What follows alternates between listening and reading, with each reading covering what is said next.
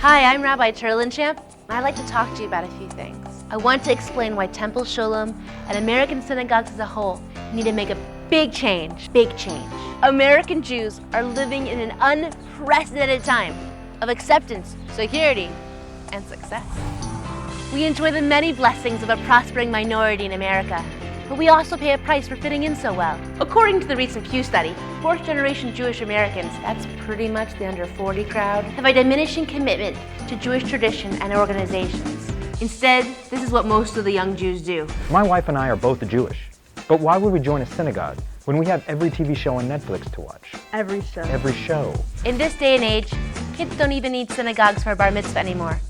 You could find a rabbi online, and you could even have your bar mitzvah at summer camp. Mom, I don't want to have my bar mitzvah at the synagogue. I want to have it at Chuck E. Cheese. Wait, that does sound kind of fun. With assimilation and acceptance, many of us have lost our sense of distinct Jewish identity. Back in the day, two Jews would meet and connect instantly because they were both Jewish. Boom, instant friendship. Excuse me, are you Jewish? Yeah, are you Jewish? Yeah. You want to grab some Chinese food? I could eat.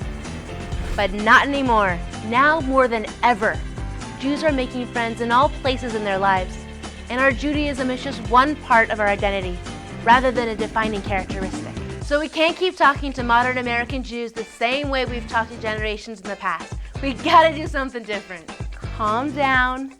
Don't worry. This is not the first time the Jewish community has been called upon to reinvent ourselves. In fact, it's part of our Jewish legacy to adapt to the changing needs of our community. But I don't like change. I hate change. I even hate actual change. Calm down. Way back in 70 CE, Jews could connect to God by sacrificing goats and doves. But the Romans, they didn't think much about that second temple. So they brought the temple down. And that should have been the end of us, because Jews were so focused on sacrifice. But it wasn't. Not even close. Why? Because we changed. And out came Rabbinic Judaism, which has been the accepted form of mainstream Judaism since the 6th century. Suddenly, instead of sacrifice, we could connect to God through prayer. Yep, there was a time when praying was considered some kind of radical change for Judaism. And now, this is what happens on Yom Kippur. Mama needs some room to pray. So change, rebirth, and welcoming the new are all essential parts of being Jewish. And part of our long history, too. Look, I get it. We're comfortable. And because our temple isn't being invaded by insane mercenary Romans, the need for change isn't exactly obvious. Today, it's so much more difficult to see the problem, because our synagogue, and most synagogues out there, just keep staring at our balance sheets, worried about our membership rates. We're losing members left and right. Will you be joining our synagogue one day? What are you going to pay me?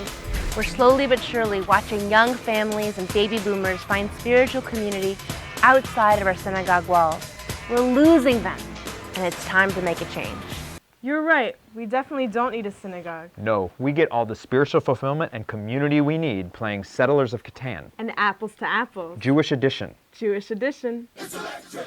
Change is part of Jewish history. Consider what happened with the French Revolution.